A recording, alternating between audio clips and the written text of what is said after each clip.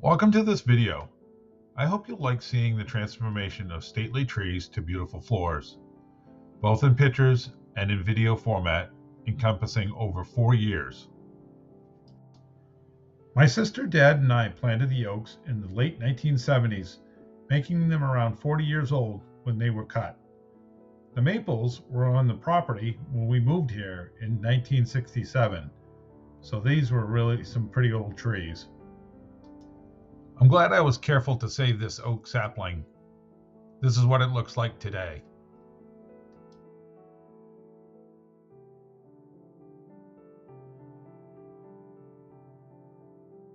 I only intended to cut down 2 of the maples. However, the second tree got hung up in another maple and I had to cut that one down as well. Not the best situation, as you can see. I got permission from my mother to cut these trees to install new floors in our house in nearby Augusta. As things turned out, the lumber would never leave the property and will remain here for a very long time. Back then, I didn't have any chains or a PV to move the logs. I still don't have a PV. This brings us to the process of yarding the logs and finding a sawyer interested in milling the lumber. I knew of such a person from work, David, and his son, Mike. Their business name is D&M Fine Sawing. Regrettably, they no longer travel to saw logs. I wish they did.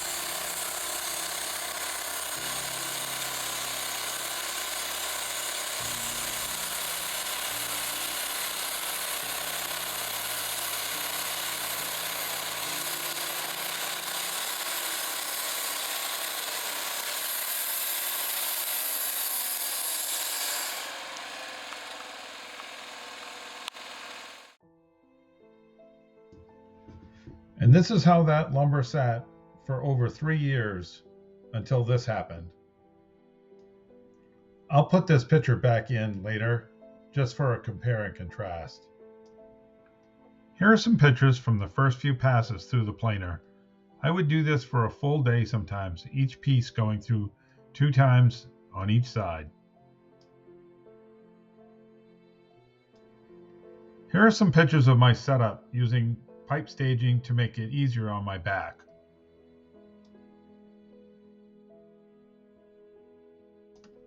There were times I got help during the planing process from my friends Ben and David, and then there were other times I did it all by myself.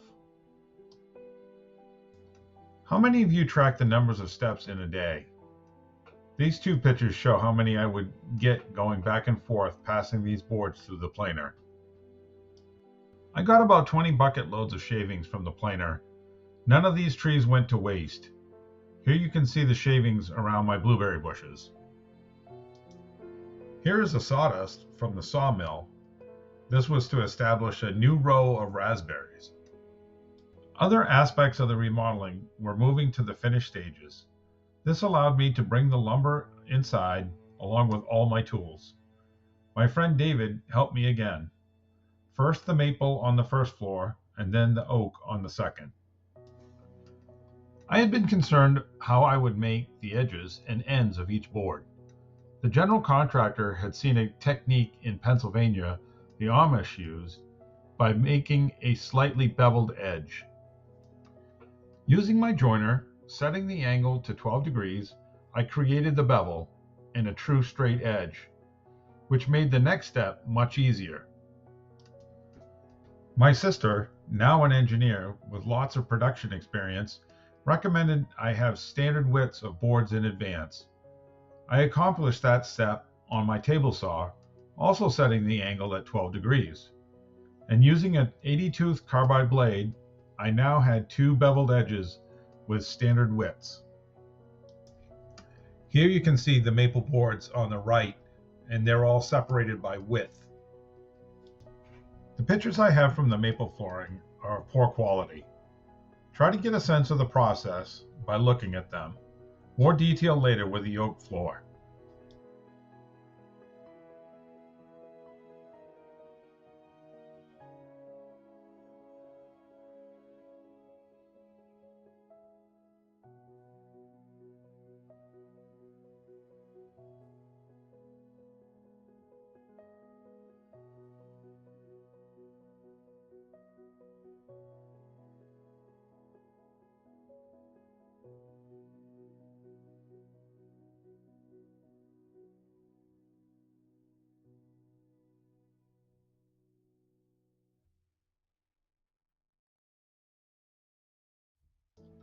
Here you see 3 coats of polyurethane applied over 3 days, with at least 2 days in between coats.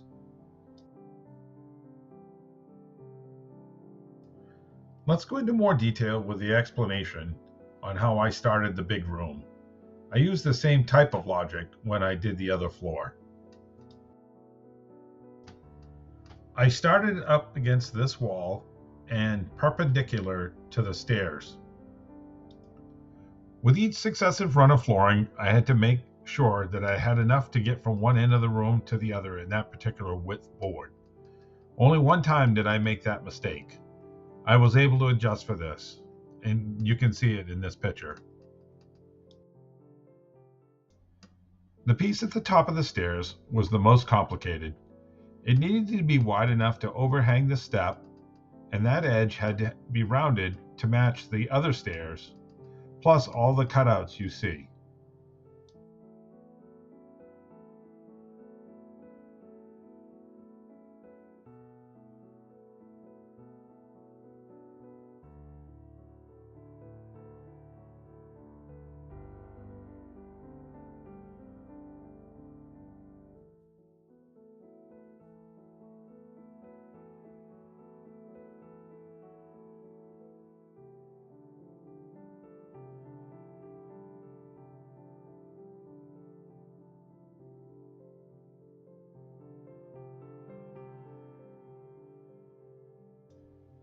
This short piece near the end of the installation is the best example of what I did with each piece.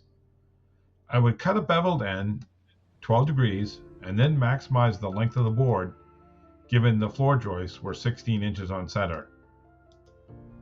This was an opposite bevel cut. Then every 16 inches I would mark the board and drill countersink holes with the drill press. The width of the board determined how many holes I would drill. Each piece was glued both on the bottom and the adjoining edge. At times I had to use a pry to remove slight curves from a board. Here you can see the piece of wood I anchored to the floor and the pry I used to join the boards. In this picture you can see the drill press set up to countersink the holes.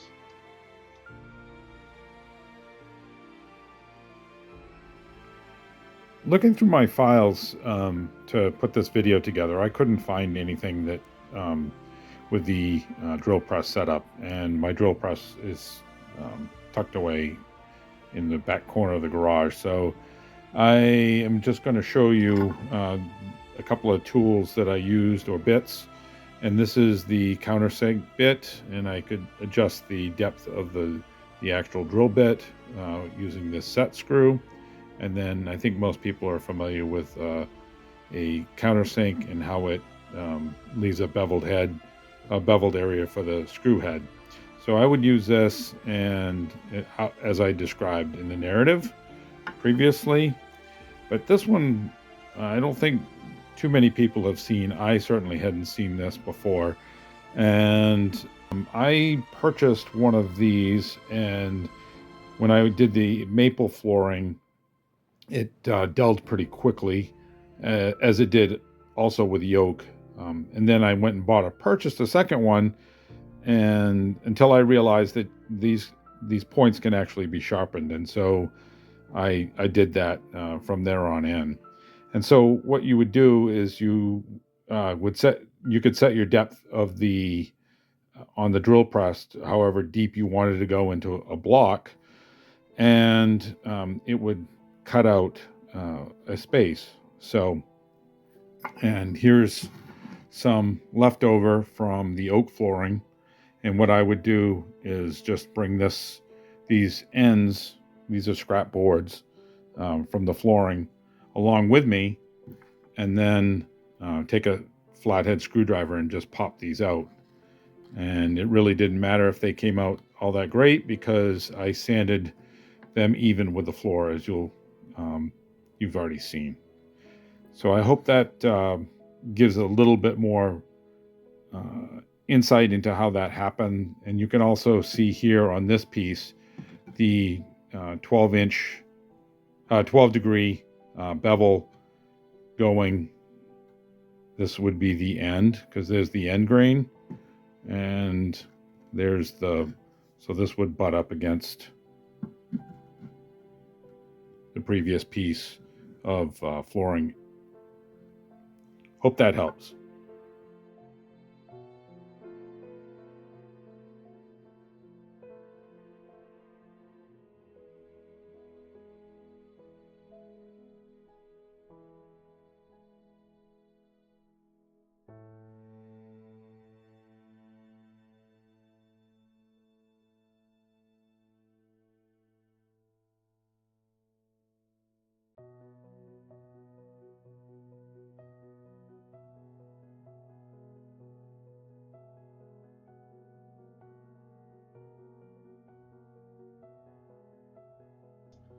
Now it was time to remove all of the tools and any scraps that were left. This also would begin the real dusty portion of the work. So that meant an N95 and drapes to minimize dust migration. The first sanding tools I used are known as a drum sander and an edge sander. I started with 60 and then used 80 and 120 grit. This would leave a smooth floor, but the drum sander leaves snipe. From previous experience, a floor that has a finish applied at this point will show the snipe left by the drum sander. To make a truly smooth finish, a floor buffer will remove the snipe. Notice the dust the camera lens has captured. Okay, first pass with a buffer was with 100 grit. Getting ready to do 120 at this point. Still got some places I need to work on, but you're not going to be able to see it with this, and probably won't be able to see it until you get some kind of finish on it, but it's coming. I made a mistake when replacing the buffer screen on my last pass. Notice the difference in the reflection of the floor. Well, here's the latest update. I been on my hands and knees taking out some of the scuff marks and some of the areas that I wanted to work on that I really wasn't happy with, and then I'm just looking at it. It's just not what I'm going to be happy with, and I'll be ticked off. So I'm going to start pretty much all over again, and going to do what I've got on there right now is a 60 pad, 60 screen, and I'm just going to go over it all over again. Start 60, probably 80, 120, 180, and 220. But I think I'll be happier that way. At least if I'm not, then I know I gave it my best effort. So keep you updated. Hopefully it'll be good. Hopefully I won't be pulling all my hair out. Oh, that's right. I did this twice with the 220 grit. Buffed it out twice. And subsequently I have vacuumed around the edges and swept the floor and then mopped, no, well, not mopped, but taken damp cloths underneath the push broom and gone over it twice. And that's essentially got rid of most of the dust. But I'm going to let it settle out for the rest of the night. And tomorrow I'll do the same thing and then do it again with a tack cloth. It's frustrating with I think where it hits the reflection, it loses focus. But I've got the heat pump going just to take off any dampness because it is rainy today, but it's looking pretty good.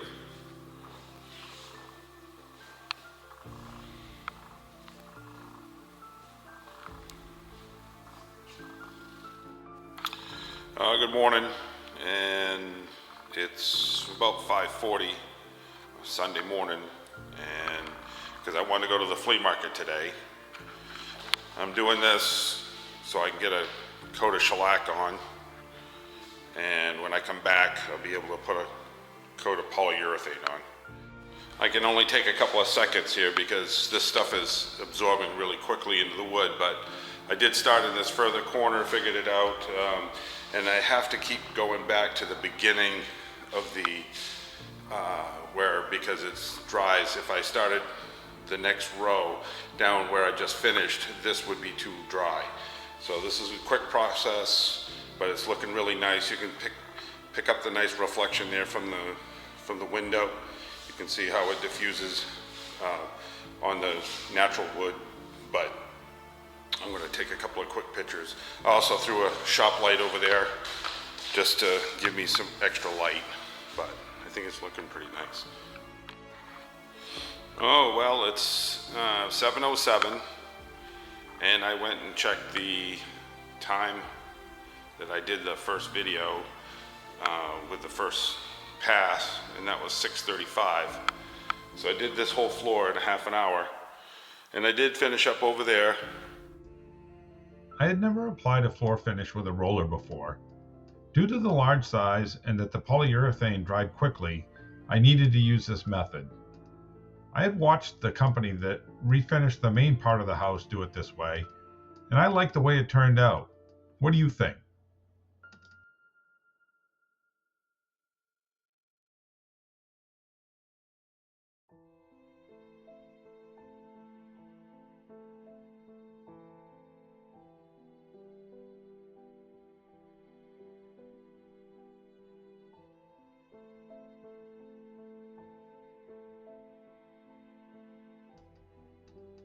Remember this picture?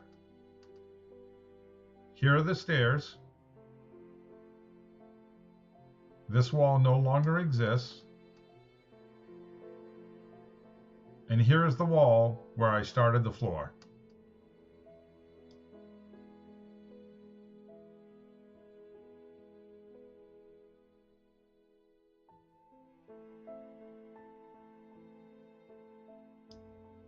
And here you see what the floors look like today.